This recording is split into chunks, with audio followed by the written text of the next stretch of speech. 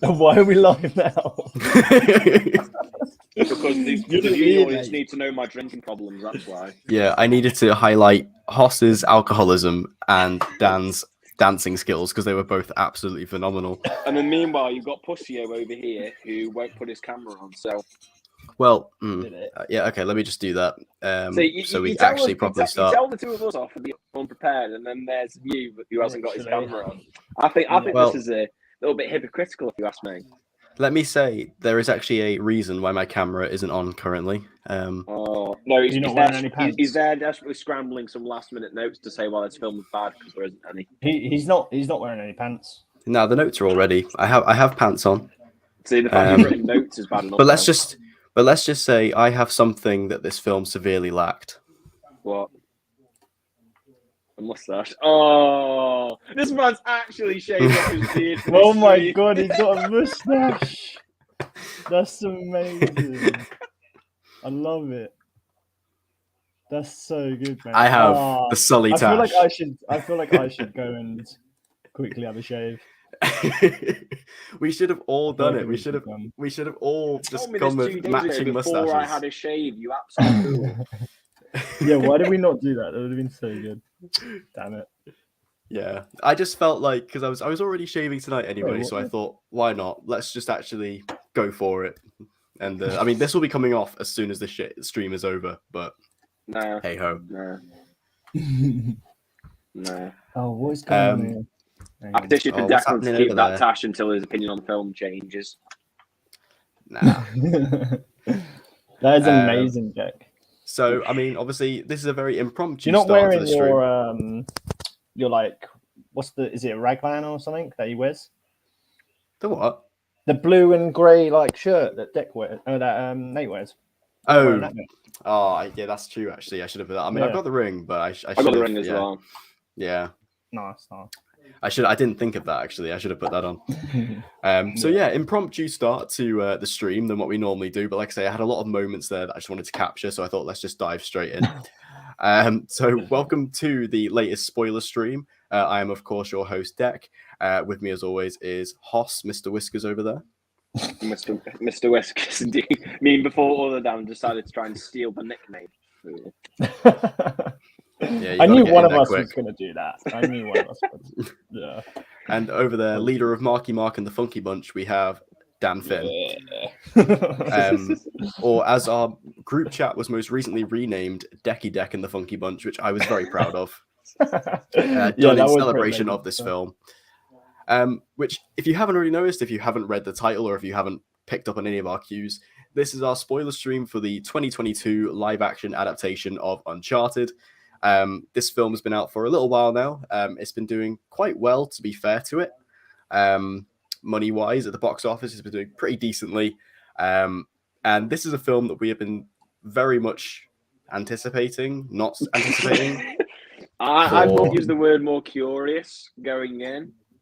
Yeah, for about 10 years we've been waiting for this film. So it is really strange that it's finally here. This is like New Mutants. Like it's strange that this film actually exists and it's here. And it's better than New Mutants. I'll agree with that. So yeah, I mean, we're going to be diving into this film in full spoilerific detail. And if you are watching the stream live, and if you've seen the film, make sure you leave your own comments. I have a new feature now where I can actually put the comments on the screen. So I know most people tend to watch this after it's done streaming, but if you are there, put some comments in. Why not? So I look better. Who wore it better? Mark Wahlberg. Marky Mark, when he had that initial Instagram video of him with the tash. It was better in that video. Don't fucking ask. Don't fucking ask. Oh, man. I love that. I can't get over Dick's mustache. It's so good. That's so good, mate. Like I said, this is literally coming off immediately. We have a comment for you here, Dan. I don't know if you can see. Can you guys see that? Hey, Shotgun Dan is hilariously awesome. He should be the next governor. Thanks, man. Nah. Mate, I've got a fan. Nah. He's barely even said anything this episode. He's barely even said anything. I don't have to say anything, mate. So, I mean, obviously, I feel like we can now properly start and properly dive into this now that we have Marky Mark there in the background with us. He's here in spirit. So, I guess, what were your guys' kind of anticipation levels for this film? Thank you very much. Leading him to become Negan. Yes. This man can't be Negan.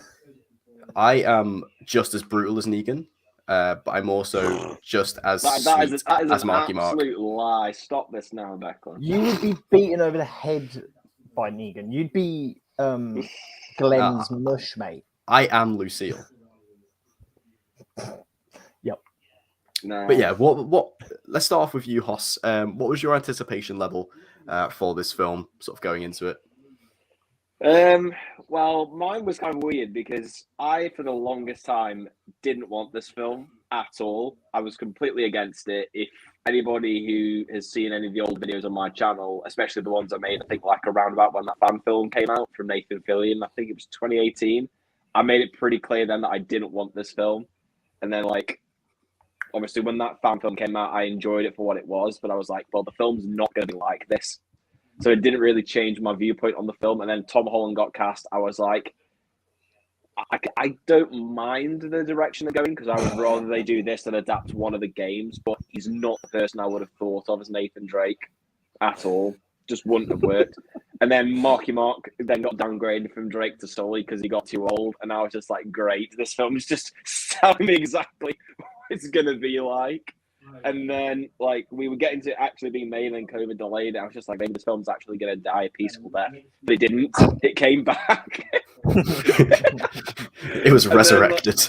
They got resurrected, bro. And I was just like, I just really went in with such low expectations. I only really went to see it because I was just like, my mate of mine wanted to go watch it because we were both massive Uncharted fans, and he was just like, we'll just go in, we'll see how bad it is. We can cry about it when we come out. And then I went in, honestly thinking it would probably be at the absolute best of mid-tier film.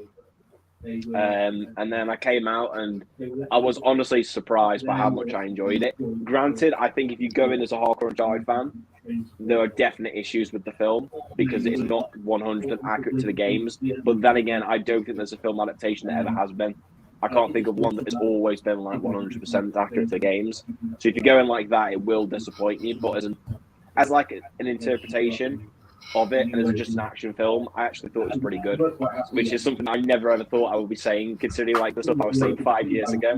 Because the worst bit is, after I did my review, my original video got bombarded with so many hate comments. So I was like, this guy was wrong. He shouldn't have been criticising the Uncharted film. I've got no idea what he's on about. I was just like, yeah. So yeah. Dan. Yeah, I'd never really heard too much about it back in the day of when it was going to be made and sort of all the problems it kind of had. I knew that it was going to be made, and yeah, like you said, Hoss, I saw the fan film, and that was pretty good. I like that. They should have kept someone in the same vein as the guy that played Sully. I can't remember his name. Richard McGonagall. Yeah. No, the guy that played him in the fan film. Oh yeah, Stephen Lang. Oh, Richard McGonagall. Yeah. Yeah. Are we starting this again like we did in the Hawkeye stream? Yeah. Yeah, they should have got someone like him. I just, we'll probably get into the whole Sully Marky Mark thing later on, where Deck's head just explodes. But yeah, and I mean, I didn't think Tom Holland being cast was that bad. Mate, you cannot do that. Gee, that was a bit. Yeah, when I saw Tom Holland was cast, I was like, yeah, he's definitely. I thought they were going for like a young Drake kind of thing, but. Yeah, like when I saw the film, like I enjoyed it. Like I really enjoyed it, and I want a sequel. So, yeah, I want a sequel just for what you said, Hoss, earlier, where Deck finally comes to his senses and realizes it's a good franchise. Yeah. Yeah, I mean, this film being about 10 years or so, possibly even longer in the making, safe to say, I was not excited about this. As a hardcore Uncharted fan, I mean, we all are, all three of us are. And I mean, realistically, Hoss, Uncharted really is how me and you met. Yeah, true. Really. Back in the day, back as fans of Robin Gaming, in that Robin Facebook Gaming. group. That is that's how me and Hoss met, was like through a Facebook group that a YouTuber created who was like an Uncharted YouTuber. That's pretty cool. So Uncharted means a lot to me. It's very safe to say that. I adore this series. It's one of my all-time favorite franchises, easily my favorite video game franchise. And you know, this film has been through so many directors, so many different versions. And the more we found out about this particular version and this particular adaptation, I was getting more scared, more worried. You know, they got Ruben Fleischer directing, which not the worst choice in the world, but not someone who immediately installs confidence. Tom Holland, who was just far too youthful for the role. Obviously, Mark Wahlberg being aged out of Drake into Sully, which, I mean, in an ironic way, I really enjoy that because that is just funny. But he's terrible. And everything I was seeing from the trailers, I was just like, this just isn't it. This just isn't what I want. Yeah. However, seeing the film, there's a part of me. Say it. Right, hang on, wait. You enjoyed it. Wait, there is a part of me that really enjoyed this film. As an action film starring Tom Holland and Mark Wahlberg, I think this movie is a blast. It's really fun. It's really entertaining. It's a great film to just chill out with. As an Uncharted film and as an Uncharted fan, I hated it. So throughout in my head, I have been battling it out back and forth about whether do I like this film or do I not. And I think at its core, yes, I do like this film. But just as a fan, I have a tremendous amount of issues with it, which we will get into. But let's start off with the main man himself, Tom Holland, as Nathan Drake. Now, Tom Holland, I like Tom Holland. Obviously, he's great as Spider-Man, and I've enjoyed him in some of the other roles he's been doing lately. Apart from Cherry, bad choice. Yeah, that was a bit of a weird film. Yeah.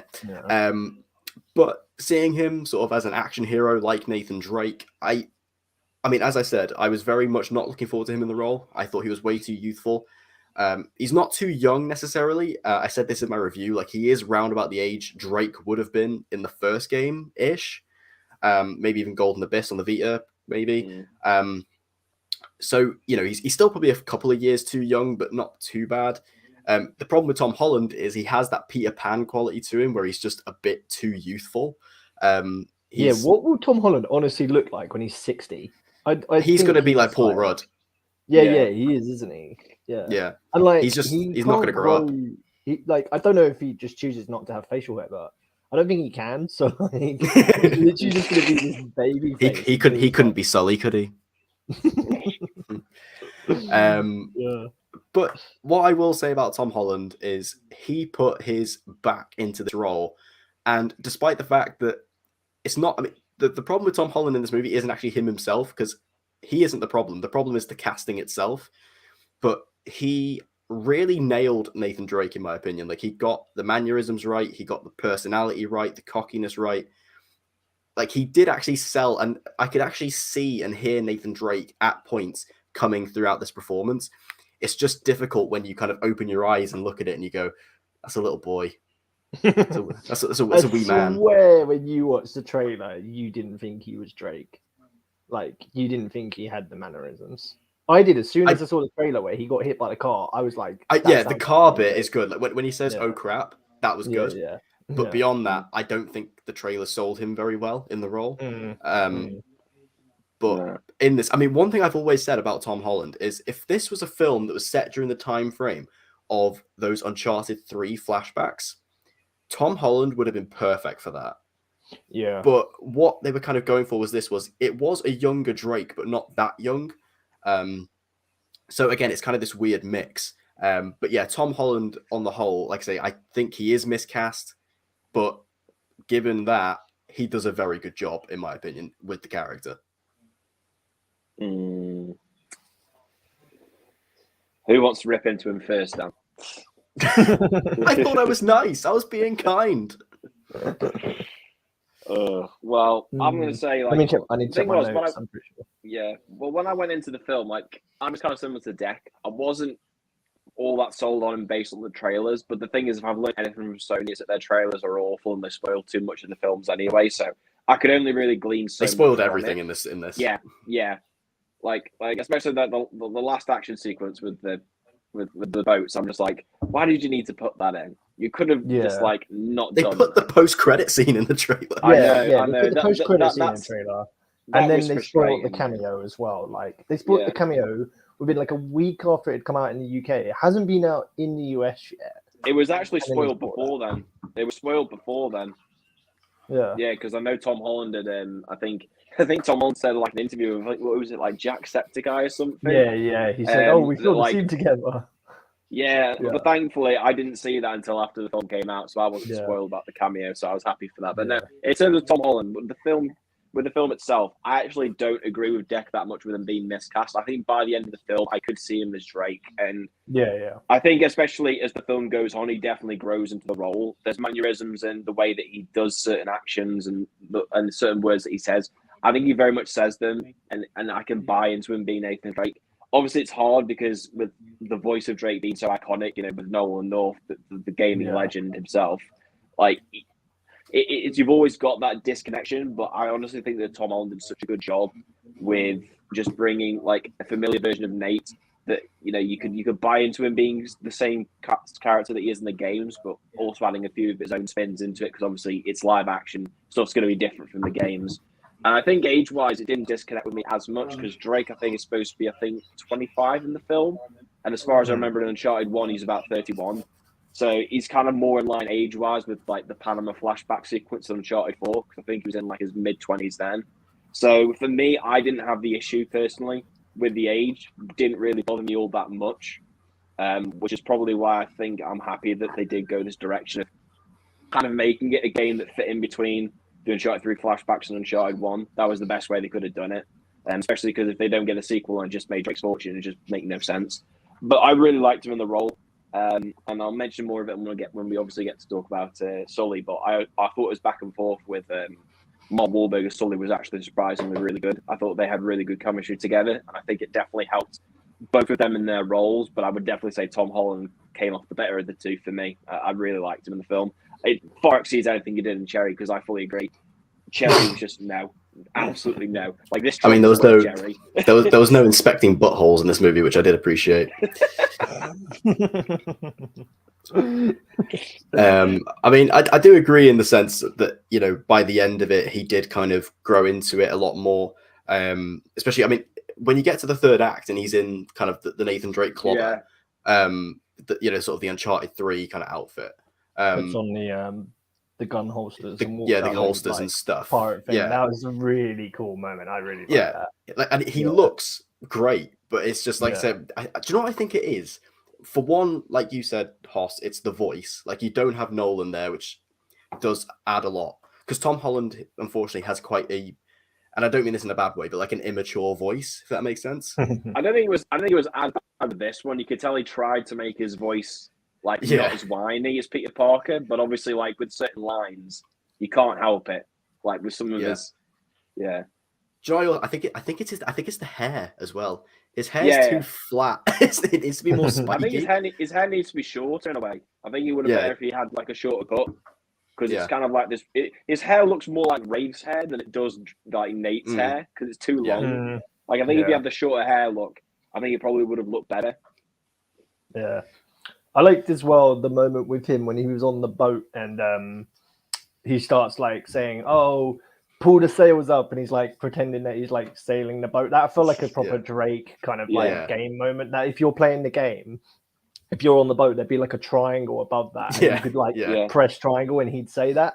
So I don't think he was miscast. I get like the whole he is probably a better young Drake, but I think by the end of it, I could see him sort of being more of just Drake, like especially the end credit scene when he's wearing like the sort of more game type t-shirt and stuff like that. Like he proper looks like Drake. And I hope in the sequel we kind of get it going forward in that direction with obviously Mr. Marky Wahlberg above me having like sort of that outfit and then Drake wearing like that. Yeah. I feel like the sequel, they might learn from some of their mistakes a little bit and maybe go into like a more focused thing rather than like what you said in your review deck where you felt like it came from loads of different games and like mashing it into one. They might focus on just, like more focus driven in that sense. Yeah. I mean, one thing I also think was missing from Drake in this, and this is kind of a strange thing, but it's also like an inside joke among the fans, is I don't think there was enough guns in this. Like, he gets a gun at the end, and he uses it a bit, but like, I understand it's a video game, so like, obviously I understand the shooting in Uncharted is mostly there just as filler, essentially. But I feel like it is such a core part of the game and a core sort of image you always get of Drake. He always has a gun on him. Like if you notice all the most iconic images, always him with like, he's got him with the rifle over the shoulder or he's got a pistol on him. There's always something. I don't think there's enough of that in this. I mean, again, I know this is him kind of really developing into the Drake that we probably will see. And I think in the sequels, if we do get a sequel, which I'm sure we will, we might see that. I mean, literally the post-credit scene, obviously he does have a gun. So I think they are building up to that. This is an origin at the end of the day. But yeah, like I say, just kind of creating that image from the games that I know and love. I think that it was missing. The mass murderer side of Drake was missing. I mean, like, if you think about the scenes though, like they couldn't, like the bidding scene at the auction, like you couldn't have Drake sort of walking around holding a gun in that scene because it's in the middle of freaking like. And I mean, to be fair, that obviously that seems to be very much playing off of the auction scene from Uncharted 4, and in that sequence there aren't actually really any guns until the very end when it all goes tits up. So it's again, even in I guess it adapted that fairly faithfully, I suppose. The only other thing I'd say as well to add on to that is like if you're looking at like the age way that he's trying to play Drake in his mid-20s, like, if you think of the flashback stuff in the Uncharted games, Drake doesn't exactly go around shooting people. Even in the prison bit, when you escape the prison, he doesn't pick up a gun. He's kind of more similar age-wise to then than he is to Uncharted 1. So for me, I don't really have that issue because, like you mentioned, I think they're building up towards him becoming the mass murderer Drake. So for me, because of that, that whole thing didn't really bother me. I think people really trying to put that down as a major issue, I think, are just completely off the reds in that regard. And I think, like, the story of the film, he's he's just looking for his brother and he's like involved in this adventure rather than like the Antonio Banderas didn't really have like an army with him compared to like some of the games. Like you can imagine in the second one, if they go to like an island, like if you watch the end credit scene, I can imagine as soon as that camera turns around, there's going to be like 20 people like pointing guns at them or something. Like, this story just didn't, I guess, need guns, to be honest. Until the last act, that was about it. So moving on, let's talk about the elephant in the room. Because he is here with us. Marky Mark and the Funky Bunch. Mark Wahlberg as Victor Goddamn Sullivan. Oh my god, what terrible casting. I need to say this. This is where the rant is coming in, lads. Get yourself ready. I love Mark Wahlberg, okay? I really do. Despite some of the things he's done in the past, which are questionable to say the least, as an actor, he's bringing this into the argument. Drink up, lads. Drink up. As an actor, hang on, let me get some freshly squeezed OJ in here.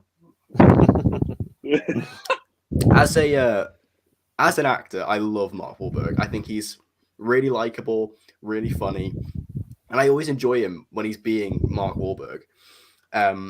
But in this film, being an Uncharted adaptation, I wanted to see Sully. This isn't Sully. This is Mark Wahlberg playing Mark Wahlberg. He doesn't look like Sully. He doesn't sound like Sully. I mean, obviously we do have that shot which you can see on screen now, right at the very end, where they do give him the outfit and of course the tash. But my question is, why didn't he have a big, thick, beautiful, luscious tash the entire way through the film? From the start, because it's part of his character development. Character development, my ass. It's so stupid. Like, I'm not being funny, but like, probably the most defining thing about Sully is the tash. It's the tash. But this is literally Mark Wahlberg listening to your shit opinion. He's just like, See, the thing is, that in that photo, why is his tash more defined than it Yes, is thicker in the than actual that, image that's there? Why? yeah, I don't it's get really that. weird. I bet the makeup artist was like there painting it in. They're like, yeah, Mark, your tash isn't quite there. Maybe we're just gonna have to like paint it a little bit in on. Yeah. I mean, I do enjoy. I mean, again, a lot of the stuff with Mark Wahlberg in this, I find really funny. Like, I kind of enjoy the fact that, like you say, Dan, they do treat it like character development in the sense that he shows up at the end of the film in the post-credit scene with the tash, and it's like this big reveal. But like at the same time, why didn't he just have it throughout the entire movie? It doesn't make any sense. Yeah. And I mean, what we said earlier, like I think the chemistry between Tom Holland and Mark Wahlberg is great in this, and I really enjoy their banter. I think they're really funny. I think Mark Wahlberg is really funny in this. And there were many points in the film I was watching it and I was laughing at it. And I was thinking, this is really funny. I really like his performance. But then it would just get like they would say Sully, and I go, oh yeah, it's Sully. Shit. Yeah. So yeah, Mark Wahlberg again. I mean, in a way, I loved him in this film. Yeah. But as Sully, possibly the worst casting they could have gone with. Yeah, like he's very much playing Mark Wahlberg. Like I remember the second time I watched it, and This I is remember Cade Yeager, is what this is. It was like when I watched it the second time, I just remember when he says some of his lines, and he just says it in such a Mark way. I was just like, "Oh my god, it's Mark Wahlberg, isn't it? It's not Sully." Like, hey Drake, what's going on over there? How's it going? I wasn't even going to attempt that accent because I can't do it, but we leave it to our resident impressionist over here. I mean, I can do Paul Blackthorne. I can do. You can't do Paul Blackthorne. I can do Paul Blackthorne. No. Oh no, not my baby girl. No, not my baby girl. No, we don't need this. He's back. He's back. That's awful. That is absolutely abysmal. You need to hang yourself in shame there, my friend. That's abysmal. Don't tempt me. But like, it kind of just is Mark. Like, he doesn't have range for himself. Like, he's a good actor, but in every film, I don't think he's ever done an accent in a film, has he? It's always just Mark Wahlberg's normal voice. I can't remember if he did one for The Departed or not. I'm not gonna lie. That was probably the best role he's done. I can't even remember if he had an accent for that. But like, it's pretty much just him. But by the end of the film, like I saw him for like what it was. I managed to look past it not being like the Sully that we should have had. I was like, okay, this is the Sully we've got. I don't mind it. Like, I can watch the second one and be like, I'm behind as like I'm with Mark Wahlberg being Sully now. Like, I can get behind it. Like, I enjoyed it. With the whole like sort of chemistry. You know when like the first scene, what's she saying? Voice impressions. Oh my god. Thanks, man. Just stop it. Stop this now, Dan. Marvel DC Extinction Wrestlers, you're blowing up Deck's ego. Stop it. The chemistry, like the first sort of scene when they're walking down the street, like coming up with the plan. Why did they not just cast Mark Wahlberg as Sam Drake? They literally look like brothers. Just have them as brothers. Like, as soon as I saw that scene, I mean, he would have had to have been an incredibly old brother, like 25 years. Yeah, true. True. Mark Wahlberg, to his credit, looks quite young. To be fair, yeah, he does, like, but I get what you mean, though. They do look like brothers. They look like brothers. They're walking next to each other, and because they dress him. Because the problem is as well is that like Mark Wahlberg, like Sully in this doesn't dress. He dresses closer to Drake than he does to Sully. Like, apart from that, obviously, that final scene where they give him the outfit, he dresses more like Drake. So I get what you mean by that. Well, yeah, the sort of suit when he's in the bar at the start is very reminiscent of Uncharted 4 when they're in that castle, I think it is, and they're wearing suits. He looks like Drake in that sort of bit there, yeah. But like the chemistry, they're really good. But it's just every time he speaks, you're just reminded that it's Mark Wahlberg. Like, but yeah, that is the case. But I will add, he did give the best joke in the whole film, where he said, "Literally the Papa John's right now." Literally the Papa John's. The Papa John's It's the way, product it's the way placement. that he says it. It's the way that he says it. Yeah, like this when he's giving a joke, it's just such a Marky Mark like way. He should have said it was Hinky.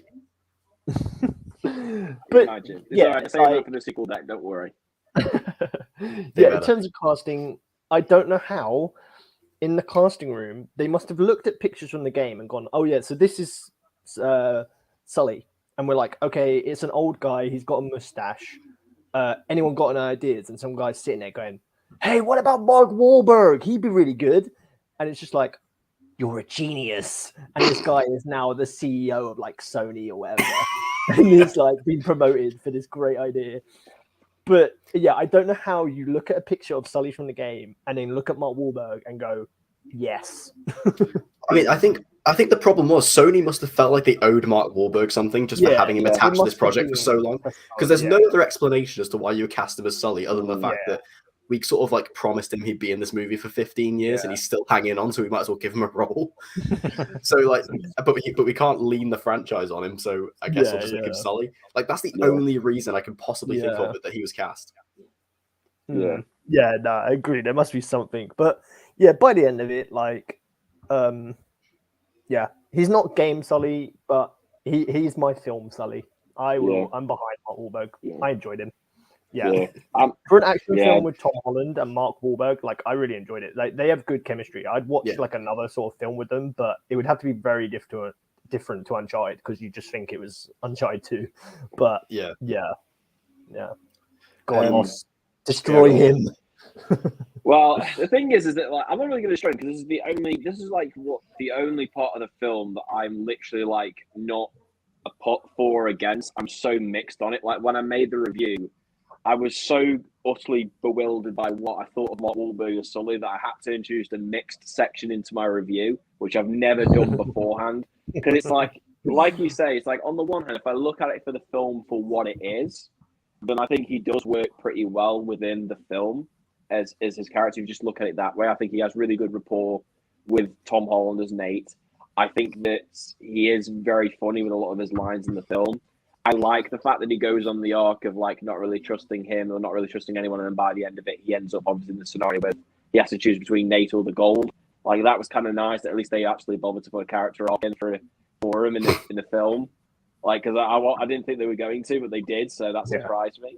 So I enjoyed it for that part. But then it's like what Deck says. When I think of it with the games, it harms him a lot more than Tom Holland because the visual disconnection that some people have with Tom Holland as Drake is like amplified by 10. When you do it with Mark Wahlberg, especially because he hasn't got the moustache and he doesn't act at all like Sully. Whereas with Tom Holland, you can clearly tell he is trying to act like Drake. He's clearly trying to go through the effort to make himself like sound and look similar to how he does in the games. But Mark Wahlberg doesn't really do that. Like really, apart from the end scene where he looks like him, maybe if he keeps that look for the whole of the next film, maybe I'll look at him in a bit more of a positive light. Fingers crossed, please, Sony, don't have him like the first scene of Uncharted 2 being like him, just like, just shake it off now, because I will walk out of the theater if you do that. But no, like for what it was, eventually by the end of the film, I accepted it for what it was, but I'm still very mixed on it as a whole. So if people don't like him as Sully, I can completely get by why, because I have my own issues with it from just being a massive fan of the games. Yeah, I think the problem was, and I said this in my review, is that the difference between Tom Holland and Mark Wahlberg in this is that Tom Holland tried to be like Nathan Drake. Mark Wahlberg didn't try to be like Sully. Yeah, and that's the difference. And that's why I genuinely like and respect Tom Holland for this, is despite the fact that, in my opinion, he was miscast, he tries his best. Like, he really tries his best to be that character. Whereas Sully was just, I'm Mark Wahlberg. I'm here on set. I'm going to Mark Wahlberg about because that's what I'm paid to do. And I mean, and again, in any other film, I love Mark Wahlberging about. I love it. Just not Mark Wahlberging about. I mean, I can't wait. The next time I go to London, I'm going to his restaurant. I'm going to Wahlburgers, and I can't wait. But I just can't. I just can't see it as Sully. I can't get past. This is like on the same level as like Jesse Eisenberg as Lex Luthor in Batman v Superman. Like, I just can't get past it. It's so terrible. But again, in a way, I also loved him in this film, so I don't know. Yeah, I kind of sorry, just to add, I kind of wish that maybe I hadn't like if I had gone into the cinema and like sort of erased the game from my head and then wouldn't have like seen the game version, yeah, I wouldn't have any problems with Mark Wahlberg, to be fair, because you just think, oh yeah, his character's just this guy called Sully. He's like an original character for the film or something. I think I wish I wasn't a fan of the games when I watched this, because like if I didn't know anything about Uncharted, I reckon I would have honestly loved this film. Yeah. It's just I have all these elements to hold me back. Yeah. It would have been weird, like watching the film if you never played the games, because there's probably loads of people that have done that now. Watched the film for the first time, enjoyed it, picked up the game, and then gone, "Wait, what the hell? This guy Sully looks nothing like Mark Wahlberg. Like, what's going on here?" Absolute Neanderthals. Yeah. But another character from the games who was introduced here was Sophia Ali as Chloe Fraser. Chloe. See, again, this is where my problems start to lie with this, because this film isn't a straight adaptation of any of the games. It's kind of a mix of all of them in different areas. So in this, obviously, Chloe in the games isn't introduced until Uncharted 2. However, what I will say is it is hinted at in Uncharted. You never actually see this in the games, but it is hinted at in Uncharted 2 that Drake and Chloe have a bit of a past. So I kind of like the fact that in this film they bring Chloe in, because it kind of fills in that gap for this universe's version. Yeah. And Sophia Ali, she isn't. She's good. I like her in the film. She's good. Again, it's hard to beat Claudia Black's performance as Chloe in the games. She's very distinctive. She's got such a distinctive personality and voice. Again, similar to all the characters. But I think Sophia Ali, that she did a good job. I liked her in it. I liked her rapport with Drake and Sully. They actually got the casting ethnicity right, which I did not expect them to do. Because I mean, Chloe's quite a weird character to cast, because she is Australian of Indian descent. So quite a, you'd have to do quite a casting search, I think, to do that. I would imagine. So the fact that put a wig on it. Mark Wahlberg in a wig. Mark Wahlberg just plays every character. That would be Mark Wahlberg showing range there. That would be Mark Wahlberg showing range. That is a movie I want to see. They can't find the Drake, and they've just got Mark Wahlberg attached to this film, and they're like, right, listen, Mark, we've got this idea. We need you to play every character. It's basically the Avengers Endgame portal scene, but just Mark Wahlberg as every character coming out. Yeah. But yeah, Sophia Ali, like, she's not in the movie. I think what helps Sophia in this as well is that she's not in the film as much. So there's less to kind of scrutinize and focus on. At least that sounds horrible, but yeah, what do you guys think about Chloe in this? Yeah, I thought she had sort of like the game Chloe. Like, her best scene was probably when they're in the sort of catacomb bit, and she like betrays Drake. That was a really good moment where she's like hand it over and like puts the gun to him. That felt like a proper sort of game cutscene almost. That was very like Chloe like. Yeah, and she had like good chemistry with them and stuff, like when they're in the sort of going into the catacombs as well, and she's like, "Oh, you're scared of the big bad nun or whatever." Like, that was quite funny. Yeah, I would have liked to see someone else probably play her. Like, your casting that you did, Deck, was pretty good. Of like, what did you say? The woman who plays Electra. Yeah, Elodie Young. She would have been good. Or I can't remember who I said now. The woman that plays in X-Men. Who did I say, Deck? Olivia Munn. She could have been. Oh yeah. But yeah, I kind of had no problems really with Chloe, seeing as she's not really in it that much. Yeah, I'd be interested to see if they bring her back for the sequel. Yeah, and then we will kind of have that past, like you said. They felt that gap now. So in the second one, there'd be a bit more character development to her, where when she comes back, is she going to kind of like team up with them again, or is she going to like hate them for like what Nate did, where he like gave her the wrong coordinates, which I thought that was great as well. And they see her like I enjoyed the back and forth where you couldn't you know, you didn't quite know which side she was on, because again, they do that with Chloe in Uncharted 2, at least initially. So I enjoyed that as well. They did kind of incorporate that element of the character into her. Again, that was quite accurate in a way, so I enjoyed that. Yeah. I enjoyed it for the most part as well. Like I say, she's not in the film as much as Sully or Nate, so because of that, you can't really glean as much from her. But I think from what she was in the film, I did enjoy it, especially for the younger version of the character they're showing, other like for the other characters from the games. And like you say, because of it, obviously in Uncharted 2, we know that the two of them have passed. So I think it's really cool that they explored it here, kind of similar to how, you know, obviously in the fourth Uncharted game, we learned about Sam and his relationship with Nate and him having a brother. I like that this film actually addresses that from the start, because it kind of makes it feel a little bit less retconned into the story, because admittedly on Uncharted 4, that was the case. They didn't plan for it from the beginning. So I like things like that this film does. I actually do quite like, even though it's not supposed to fit directly into the games. I like that they take that idea and put it into here. And yeah, I do like the back and forth between her and Nate.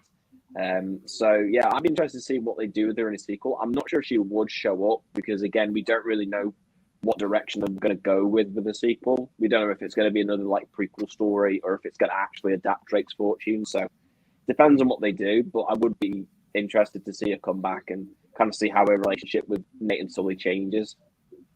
The only thing with her is that she's not really like a big name actress, really, is she? Like, I've never really heard much of her. Like, what's she? I think the only thing that I've seen her in was Truth or Dare. I think that's literally the only film I've seen her in. Yeah. So that's like, so if they wanted to go down the route of possibly doing like a sort of spin-off movie and doing what's it called? What's the one with her called? Lost Legacy. Lost Legacy. That's it. If they do that, I don't know if I'd be almost like interested. Really, it depends if they do like a full trilogy and then she's in like all those films and you get a bit more character development and then you start to like her more. Maybe I'd be interested in a spin-off, but because she's not really like a big name, I don't know if she'd be able to carry the sort of film with herself. They'd have to have like another big actor to kind of maybe help her or something with that. But yeah, like I don't think she was that bad, to be honest. No. I hope what they do is I really hope that they bring Elena into the next one, and then maybe if you bring Chloe into the third one, and then you kind of have that love triangle back and forth like you had in Uncharted 2, that would be quite cool. Because they definitely need to do Elena like in the next one. Chantal Van Santen as Elena, that's what needs to happen. They're not going to do it, mate. She's too old to play the role. I'm sorry, bro. It's not happening. I'm sorry, bro. Plus, we know you have this obsession with Chantal Van Santen. We know this. We know this, mate. Yeah. I see you on Twitter stalking. Oh, look at the obsession. Look at the obsession. Look at the obsession. And then we had a villain in the film as well, Antonio Banderas. Now, this was the one element of the film going into it that I was actually not annoyed about and excited about, because Antonio Banderas is a legend. He's awesome. He's Puss in Boots. So when he was cast as the villain, I was like, cool choice. It's a good choice. That was a good casting. Yeah. And I think what really helped Banderas in this for me personally is that he is playing an original character. He's not playing someone from the games. So I didn't have anything to compare him to. So with that, I thought he was really good. He is slightly underused, I think. And obviously they do the twist sort of into the third act where he's killed off particularly early on. And they do kind of like a secondary villain. It's basically Iron Man 3, where it's just, again, quite bad, like in that film. So Banderas is really good in the film when he's there. I just wish he would have been the main villain throughout all of it, really. Yeah. I think I would have been happier if the betrayal had happened like much later in the third act. Then I probably would have been able to accept it a bit more, because I feel like we were really starting to get somewhere with this character, and then all of a sudden the film's just like, don't kill him off. Yeah, he should have made it to the boats. He should have seen the boats and like picked up the gold and been like, "Oh, I've got my family's gold." And then she goes, "Yeah, cool," kills him off. Like he's kind of done his quest almost. That would have been a lot better. Yeah. I think with Banderas, like, because he's not playing anything from the game, I think that helps him out a lot. Is because he's not being judged on, like, say if he was playing like Rafe or something, everyone would have been like, "Well, no, he doesn't look like him. Like, what's going on?" again, and Deck would have blown his top. But yes, I think that helped him out. And yeah, he plays a really good villain. And yeah, they should have just kept him for like a little bit longer because he doesn't really interact with Drake or Sully like a hell of a lot. There's obviously the auction scene where he kind of talks to him. Yeah. And then that's literally about it, isn't it, really? Yeah. Yeah. Yeah. I would have liked more scenes between like him and Nathan Sully. I think that would have been a lot cooler if they'd done that. Yeah. And I saw someone mention this as well, like that they wished that, and I actually agree with this to a certain extent, that they almost had made, can't remember his, can anyone actually remember his character's name? He's a good character, but I can't remember his name for the life of me. Oh God! Hang on. I'll give it a Googs. Give it a sec. Give it a Google. Give it a Google. But yeah, I honestly wish that they'd hoped that they'd made him kind of like Sully's rival, and because obviously in the film they make the other antagonist of the film, because of her apparently killing Sam, she's kind of set up to be Nate's main rival. So I thought that would have been cool if they'd done it that way, so that like each of our main heroes kind of had a rival villain that they were going up against. That would have been for me a lot cooler, because that's the impression I got going into the film, and they never really explored that. He doesn't even have a single scene with Sully apart from when he's dead and he's got his corpse on the floor. So I find that a bit like he looks over his shoulder, doesn't he, at the auction, and he sees him, and then that's it. Yeah. So his character is called Santiago Moncada. I thought it was something beginning with M, but I couldn't remember. But yeah. But the one thing I will say, I really liked the fact that they actually gave him kind of a backstory, an arc, and a motivation for finding it, because of the whole thing with his dad about how he feels like it's his birthright to find the gold, but his dad doesn't believe that. He thinks that he just wants to get rid of it completely. So I really I did enjoy that storyline, like the fact that like this guy, you got Moncada, who's like so adamant to kind of prove that he can do this and get this treasure, and his dad's like, I'm not arsed, mate, like I'm over it, like let's just end it. Yeah, he was really sort of well written. Like the more I think about it, he was a good villain, and yeah, we should have had him for longer. Like, should have got me to do the film. Yeah, just have him. He dies at the boat. I think when he finds the treasure, that would have been a better thing. And she literally just like kills him off. Like, yeah. That's because it's nothing against Braddock as a villain, but I think it's just that, especially when you've got an actor that's as experienced as Banderas, and he's the kind of guy that can bring a lot of character to a role. Like he is the kind of guy that can bring a lot more of a personality, because he is just such a charismatic actor. So I think the film really should have used more of him, because he's always a benefit to any film that he's in, because everyone just loves him. So it kind of makes you think. It kind of makes you think, like, how much was he paid to be in that film? Because he wasn't used a lot. The only thing I can think of that might have affected it, because I was thinking the same, and then I did some research, and then I remembered that I think he got caught COVID midway through filming. So obviously he would have had to have isolated for like 2 weeks. So I don't know whether that maybe had an effect. Like maybe that changed his shooting schedule or the script or whatever. I remember seeing it happen when they were shooting, and then I completely forgot about it, and then watched the film, and I was like, it felt like there was something missing. It felt like just like a bit missing from his character. So maybe that had something to do with it. I don't really know, because they've never officially said, but it wouldn't surprise me if that was the case. Yeah. I mean, I do think he was a good villain. Like I say, it is helped by the fact that he is playing an original character. Just not in the film enough, unfortunately. But like you said, he's always a great addition to any film he's in. Like he's always an asset.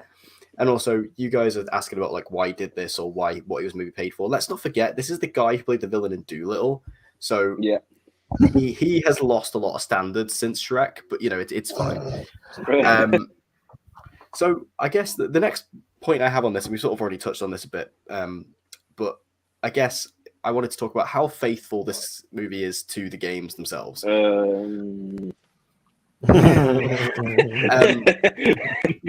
I say, there are certain aspects to it that it gets quite right. Like I said, the costumes in certain scenes are really good. Like the Nathan Drake outfit that he gets in the third act is really good. Obviously, you have the ring throughout the entire film, which was nice. I kind of felt like they were gonna, for some reason, I kind of thought they were gonna do the ring as a reveal, kind of like the Tash. I thought that was something he was gonna earn throughout the film. I quite like the fact it is just there. the weird thing is that about the ring, though, and I think this is a problem that the film has as well. This just came into my head. There's not really any reference or mention of Sir Francis Drake, which is a little bizarre because that's so ingrained in the character that, you know, he believes himself. Well, as we find out in Uncharted 4, he doesn't really believe himself, but he likes to pretend to himself that he's this descendant of Drake. And obviously he has the ring, which is Sir Francis Drake's ring.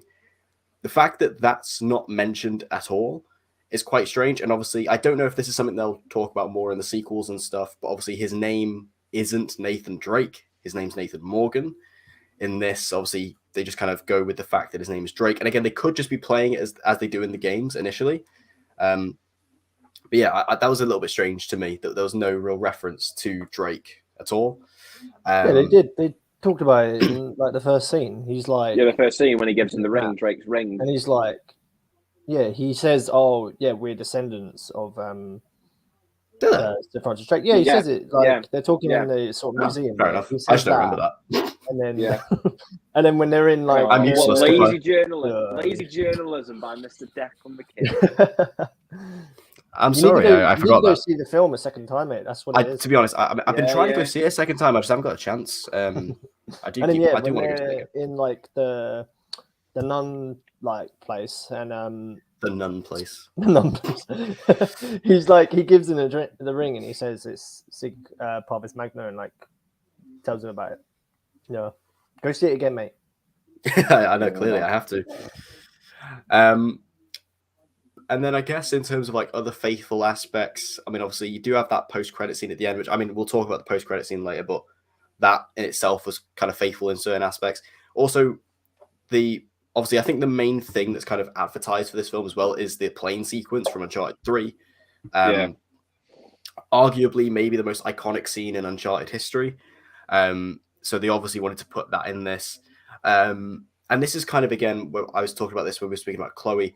I don't like the fact in a way that this film is a strange mix of all the games, because you have this film kind of being an origin story, but it has elements of, you know, story elements that are very reflective of Uncharted 4 with Sam and the pirate kind of based treasure. Even though it's not Henry Avery, it's still like a pirate based treasure. But then you have the plane crash sequence from Uncharted 3, and obviously he has the outfit from 3. You have Chloe from 2. It's a strange mix. But I will say the plane sequence itself being in the film was pretty well done. It's not one-to-one with the games, but I wasn't really expecting that. I think that helps it in a way, though. That helps it in a way, because I think if they tried to replicate it beat for beat for the game, then it would have become really derivative. So I like the fact that it's kind of like, when you look at it from the first glance, it looks similar, but then the way the actual scene plays out, how we get to that scenario, how it ends, there's enough differences in there to make it stand on its own. And I think just the way they actually filmed it, I think was really cool. Like, you watch behind the scenes, it's like they actually had the boxes for real. Like, they actually had to jump onto them. Like, just stuff like that is really cool.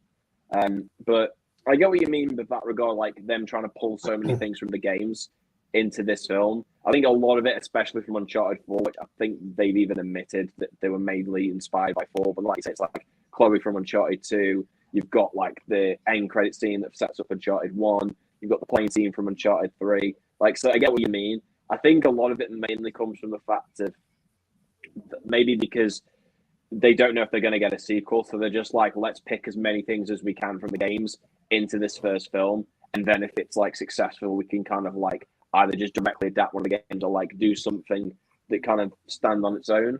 But yeah, like there's a lot that they pull from it. It didn't annoy me so much. But I mean, the only thing I would say is that at times it does feel a bit too samey to Uncharted 4. That's because they do. It is, if you were to like strip all the stuff away from the story, it is quite similar. Like, you're going after a pirate gold, you go to an auction, like all those kind of things. Even with Moncada, even though he's not obviously a character from the games, he does share a lot of traits to Rafe. And then you look at Braddock, and she's kind of like Nadine, but not Nadine. Yeah. So when you start to look at those things, there's a lot of similarities. So that is something I do hold against it. To me, it And, felt like, like Ruben Fleischer was just like, it felt like he just Googled Uncharted and saw all these different pictures and just went, okay, we'll have that, we'll have that, we'll have that.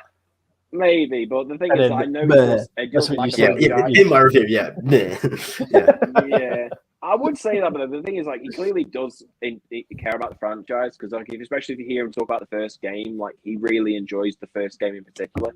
So I think it's maybe a case like maybe he didn't play the other games and maybe just did just go on Google. Just like, yes, screw it, I'm just gonna search whatever I can for Uncharted 4.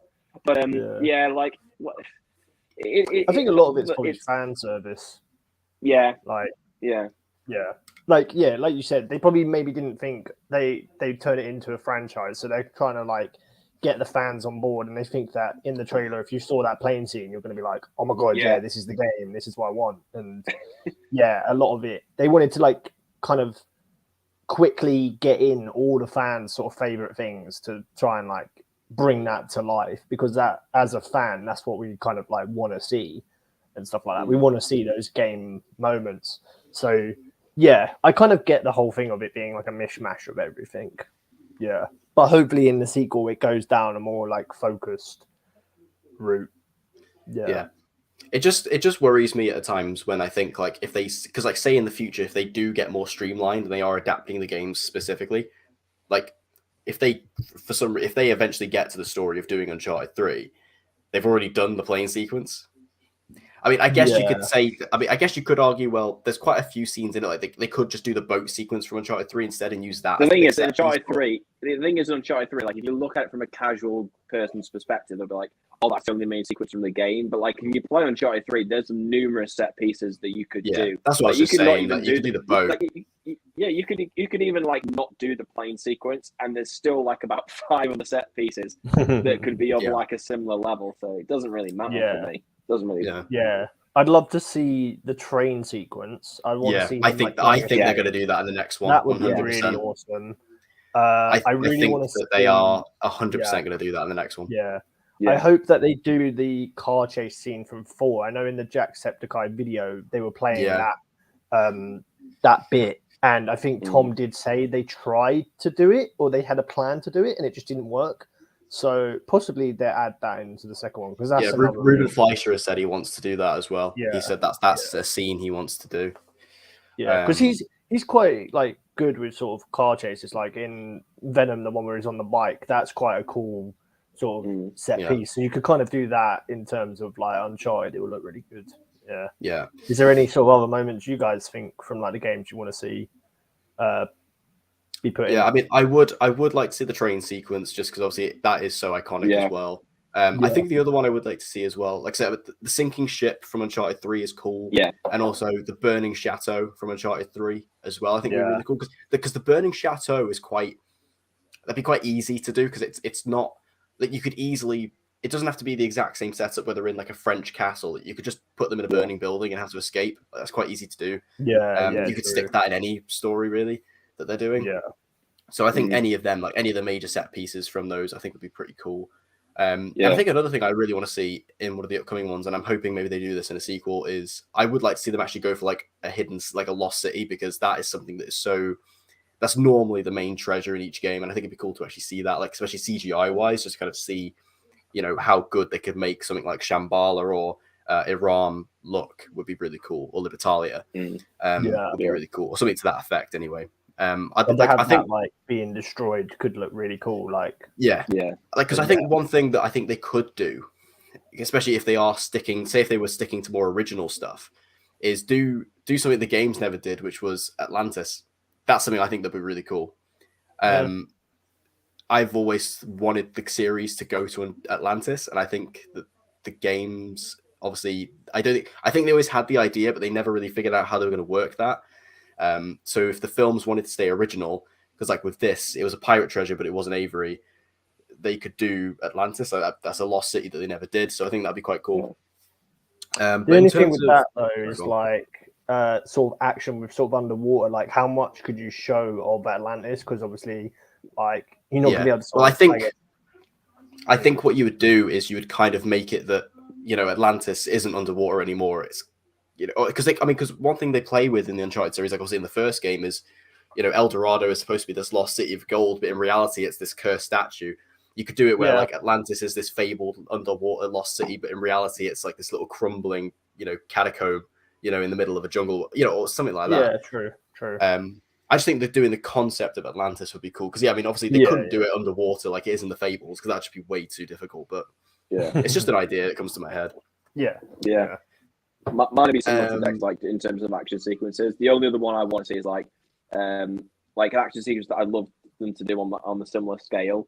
It's not really like a big one, but like the chase with Talbot in Yemen. After you get I love that sequence. I would love for them to do a chase cool. scene like in the vein of that because like that's legit one of my favorite scenes to play through any of the games. Scene, I love that chase so much. So if we could get something like that, please. Yeah, that'd be really good. I literally have sometimes when I've been at the gym, sometimes in the past, I've literally had the soundtrack to that scene while I've been running. Yes. It's just it's great. It's fantastic. Nice. And I mean, just going back to the action scenes, I do really like the final action scene as well with the ships. Like, it is ridiculous. Like, I remember the first time the trailer came out, and I think we all reacted to it in the chat. This, yes. And we were all just like, what the hell is that? It is stupid, but as someone who is a fan of Fast and Furious, even the later films, I can kind of get behind something like this. As ridiculous as it is, and it's not anything that happened in the games. I think they made it work for this. I quite enjoy, you have the different, people kind of swinging between the two, and like you said, Dan, before, the scene with Nate actually like at the ship's wheel and stuff was really good. And this is where we do see Drake in the outfit. He gets the holster. We actually see him with the gun. Like he does that really cool move that is in the trailer. He kind of like swings around like that, shoots, really cool. And I also think Nate's look in this is the best it is in the film because his hair's kind of wet, so it kind of is a bit more messy and it looks really cool. So that final action scene was really, really good as well. I do also enjoy the auction scene. That was pretty good. Like the chemistry between Drake and Sully was good. Nate's mannerisms really came through there, which was good. I also, another thing, so I'm rambling here a bit. Seems like I like this film a little bit. See, we've done it. We don't even have to do anything. Man's talking himself into liking this film. See, one thing I actually really like that they added to Drake is making him a bartender. I thought that was quite cool. And that action scene where they're in a bar and he does like the spitting of the fire thing. That was really cool. Yeah, I really like that. I want to know if Tom Holland actually did that for real because that'd be pretty cool. But like, I like the fact they added him as a bartender because we never really found that out really. Like, because in the games it's kind of hinted that I don't think Drake ever really had a job really. He's kind of just he was picked up by Sully at quite a young age and then he was just in and out of prison. That's one thing they say in Uncharted 4. Even like as an explanation as to why we never saw Sam, it was like, oh, if Drake was in prison, Sam wasn't, and then if Sam was, Drake wasn't. So I don't think Drake ever really had a job. So kind of making him a bartender, I thought was quite cool. Action on the whole, I think was good. I think Ruben Fleischer, to his credit, did a really good job of directing it. Because I mean, I really like Venom personally, but beyond that, like Ruben Fleischer isn't.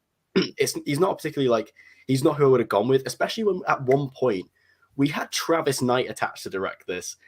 I wanted that so badly, and then it didn't happen.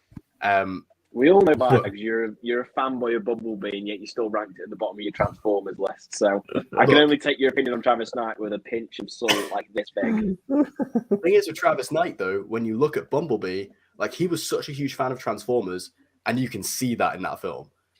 Like I literally cried the first time I watched Bumblebee through that Cybertron sequence because of how perfect it was. It was perfect.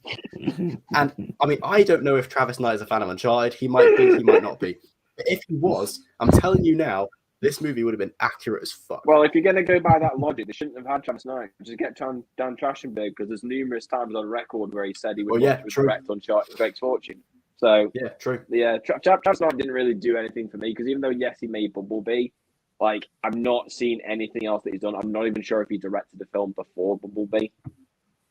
Don't know. So I wouldn't really know on that point. But that, like kind of like the action scenes, I think they're really good. Like I've always felt that Ruben Fleischer really does do action very well in all of his films, like Zombieland, Venom, even something as like average as like Gangster Squad that he did. Like the action was still pretty good.